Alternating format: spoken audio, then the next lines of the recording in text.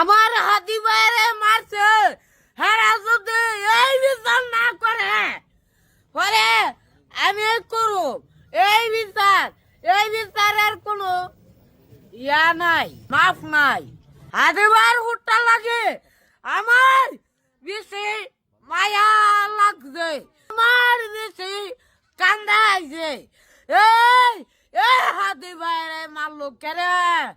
আমি অসুস্থ আসলাম দেখা, না হলে সমান কইরা লাইলে মলে কইরা পরে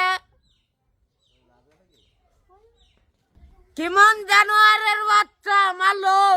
এই জানোয়ারের বাচ্চারে দইরা মারুন্তি একদম মজের মতো বারুন ধরতালে নাকি?